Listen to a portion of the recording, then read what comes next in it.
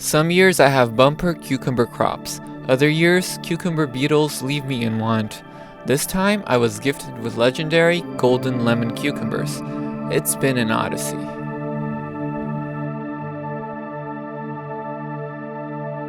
I tried growing lemon cucumbers before and failed miserably. It is an old heirloom variety that boasts crisp flavor and texture. It has more than its fair share of seeds, but I personally enjoyed it nonetheless, especially when picked young, before it turns golden yellow. I had success with cucumbers before, but it seemed hit or miss. After a miserable failure in the past season, this time I felt I had stumbled into a secret. A protector plant that could save all cucurbits from the doom of cucumber beetle, the harbinger of deadly bacterial wilt. This was Amaranth. Yeah, Amaranth, the oft-derided herb, part superfood, part dreaded weed. Amaranth, or pigweed, as it is colloquially called in the US. These gentle giants are robust plants that, when left to their own devices, could conquer the world. Of course they would feed everyone as they do. They are miracle plants that do not deserve the derision modern farmers throw at them. It is thought that this glorious plant provided the majority of calories to the Aztec people before the Spanish conquest. While their leaves are edible and nutritious, their seeds pack the gold. I also rather like how they look. Untamed, yeah, but splendid. The cucumbers I had planted half-heartedly, not expecting more than their own demise, had zoomed up and were climbing the amaranth in an attempt to reach the firmament. One thing struck me as odd. The amaranth was covered by beetles who were skeletonizing the leaves, leaving lacework behind. They seemed to me like the dreaded striped cucumber beetle, who, together with its brother in crime, the spotted cucumber beetle, had raised previous crops of mine, spreading the irreversible bacterial wilt. One day, the cucumber plant would be nice and exuberant. The next day, it would have a swarm of beetles infecting its xylem channels with lethal bane.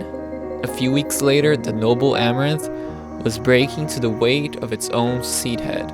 It had grown large with minimal care, while being attacked by hundreds of beetles. All the leaves were half-eaten, and it still appeared vigorous. This plant is a tough cookie. Anyhow, it was time to collect the cucumbers that had since developed and had even engulfed some amaranth plants, even smothering them as they clung to the heights, breaking the amaranth stalks in the process. I was happy to see this, a bumper crop of cucumbers, and the leaves on the vines had no signs of insect activity. Had the amaranth attracted all the pests to its own leaves, rendering the cucumber safe from harm? Had I stumbled upon the holy grail of cucumber cultivation? Was amaranth the long-forgotten horticultural secret? Part of me remained skeptical, while the other jumped for joy.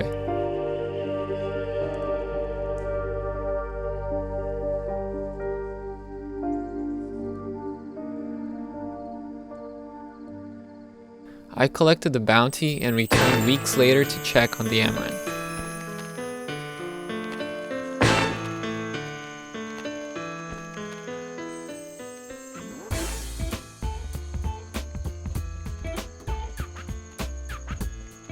The seed stalks were matured. I was armed with old pillowcases as I went out to harvest the amaranth grain. The cucumber vines had ended production by this time, and while a few of the amaranth had fallen, dragged down by the vines, a good number of them still stood. The plan was to harvest the stalks before they dried up completely, before all the seeds would start to fall from the seed pods. By stuffing them in a cotton pillowcase and hanging them, the stalks could finish drying in a protected space while the seeds would fall and collect in the bottom. I was impressed by the size and production of these plants. I had grown them more out of curiosity and had liked how they looked in flower. And the fact that it seemed that they had saved my cucumbers was the icing on the cake.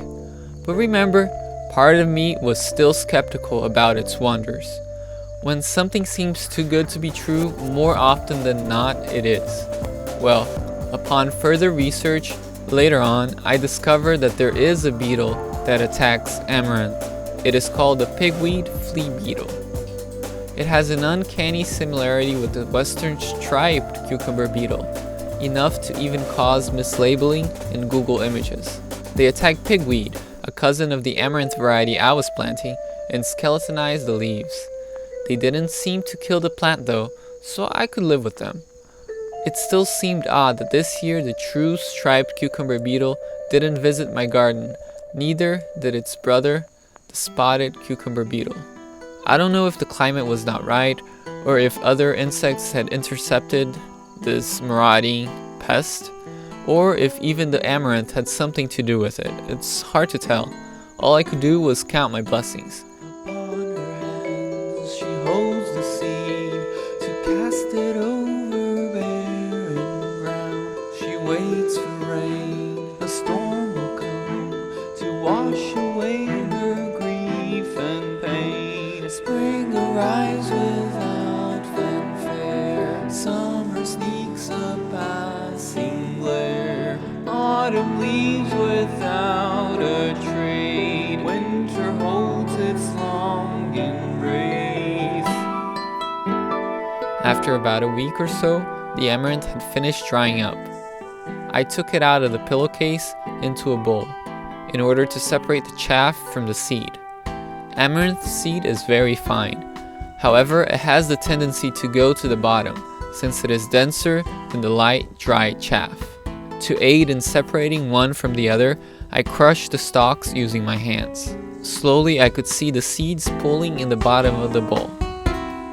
Upon her hands she holds the seed to cast it over barren ground. She waits for rain, a storm will come to wash away her grief and pain. Spring arrives without fanfare, summer sneaks a passing glare, autumn leaves without a trade, winter holds its long embrace.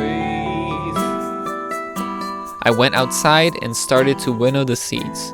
It is easier to do this in a windy day, as you drop the seed and chaff mixture from a few feet up with the bowl below. The chaff is carried by the wind, while the seeds drop straight into the bowl, collecting there.